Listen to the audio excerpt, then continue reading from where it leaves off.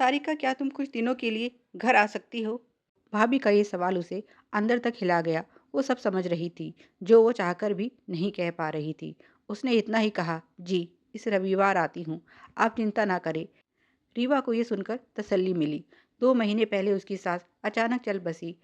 तब से उसके ससुर जी उनके लिए एक समस्या बन गए हैं। ना किसी से बात करते हैं, ना ठीक से खाते पीते हैं। अपनी दवाइयाँ भी लेनी बंद कर दी हैं। ऐसे में उसे ननद के सिवाय कोई रास्ता नज़र नहीं आ रहा था। अपने साथी को खोने का गम क्या होता है, रीवा से बेहतर कौन समझेगा। उसने तो शादी के दूसरे वर्ष में ही रोहन को खो दिया था। उस समय ये सास ससुर ही थे जो उसका सहारा बने। अब माँ जी के जाने के बाद ससुर जी की दशा उसे अच्छे से पता है। एक तो वो पहले ही कम बोलते थे, अब तो बातचीत बिल्कुल बंद कर दी है। खुद को कमरे में बंद करना किसी समस्या का हल नहीं होता। उसे ये समझाने वाले आज खुद ही मौन की ऐसी गहराइयों में जा छुपे हैं कि उसे इस चुप्पी से डर लगने लगा है।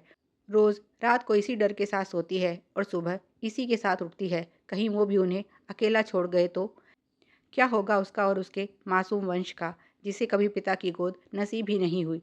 अपने अकेलेपन से तो उसने पार पा ली, क्योंकि उसके पास वंश था। लेकिन पिताजी के पास कोई नहीं, वंश भी उनके मन तक नहीं पहुंच पाता। सारिका ही ऐसे में वो इंसान है जो उनके लिए कुछ कर सकती है। उससे तो वैसे भी वे शुरू से कम बोलते हैं। ऐसे में अपने पिता समान ससुर को यूं अकेले घुटते हुए वो कैसे देखे। सारिका रविवार को परिवार के साथ घर आई तो जैसे उस निर्जीव घर में जान लौट आई। रोहन के जाने के बाद उनका रिश्ता ननद भाभी से ज़्यादा बहनों का हो गया था। पिताजी को भी अपने कमरे से बाहर आना पड़ा। पता नहीं कितने दिनों के बाद वे अपने कमरे से बाहर आए थे। ये दुनिया जहाँ अब उनकी लक्ष्मी नहीं थी। सारिका ने उनका उतरा चेहरा और बुझी हुई आंखें देखी तो रो पड़ी।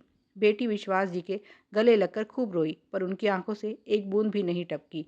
ये गम जो वो अंदर लिए बैठे हैं, वो उनको खा रहा था और अब जीने की कोई इच्छा ही शेष नहीं थी उनके मन में। वे भी लक्ष्मी के पास जाना चाहते थे। सारिका बोली, पापा आप कुछ दिनों के लिए मेरे साथ चल रहे हैं। आपका सामान पहले ही पैक कर दिया है भाभी ने। उन्होंने इनकार किया। बेटी अब कहीं आने जाने की इच्छा नहीं रही। अब तो बस शांति से लक्ष्मी के पास जाना है। देखो कब बुलावा भेजती है। सारिका और रीवा दोनों की रुलाई फूट पड़ी। वे बोले, मुझे ज़िंदगी से कोई शिकायत नहीं। मेरे पास 2 प्यारी बेटियां हैं। उन्होंने रीवा और सारिका के सर पर हाथ रखते हुए कहा, पर अब मैं बहुत थक गया हूँ और थोड़ा आराम करना चाहता हूँ। रीवा बोली, पिताजी आप हमें छोड़कर नहीं जा सकते। पहले रोहन चले गए, फिर माँ, और अब आप भी जाने की बातें कर रहे हैं।